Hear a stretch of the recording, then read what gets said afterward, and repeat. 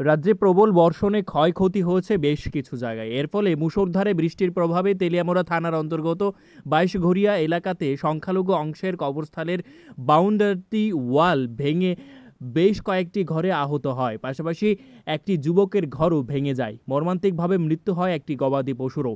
ধারণা করা হচ্ছে দেওয়ালটি নির্মীয়মান কাজে নিম্নমানের সরঞ্জাম ব্যবহারের ফলে এই ঘটনাটি সংঘটিত হয়েছে। পাশাপাশি আহত ব্যক্তি এবং তার পরিবারের তরফ থেকে সরকারি সাহায্যের আবেদন জানান সাংবাদিকদের মুখোমুখি হয়ে।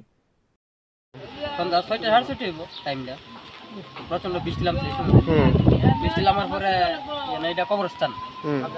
এটা ওয়াল তোলা হয়েছে একদম প্ল্যান মাফিক ছাড়া, একদম ইট বালু সব খুলে থাকা, মানুষের লাইটও খুলে লাইতে পারতেছে।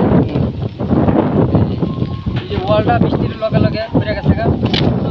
গরুটা আমার গরুর ঘর প্রায় ওয়াল থেকে প্রায় ৮ দূরত্ব হইব, আর ওয়ালটা হচ্ছে ১০ ফুট।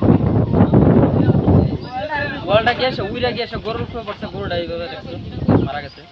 আর আমার গোয়ারিটা আজকে ৮ বছর হয়েছে ঘরটা তুলছি, ঘরটা পুরা পরি গেছে, এটা ঝুলা রয়েছে, থাকবার মতো কোনো বুদ্ধি নেই বলতে। কত টাকা লোকসান হয়েছে আপনার? লোকসান হয়েছে প্রায়, আমার ঘর তো প্রায় যে সময় তুলছিলাম আজকের থেকে ৮ বছর আগে তুলছি, ১০ লক্ষ টাকা খরচ গেছে। আর গরু তো দেখছি এটা ১.৫ লাখ টের মাল হইব আশা আছে। আচ্ছা, এটা যে ওয়ালটা পড়ছে এটা কে ওয়াল আসলো, মানে এটা কবরস্থানের। কবরস্থানে? নাম কি তোমার? আমার নাম প্রবীর দাস। এটা কোন জায়গা? এটা ২২ঘরিয়া। আপনি কেউ আইছেন দেখতে? এমনি আইসে বলতে আমরা গ্রামের প্রধান আইছিল কালকে, আইসে দেখে টেকে গেছে।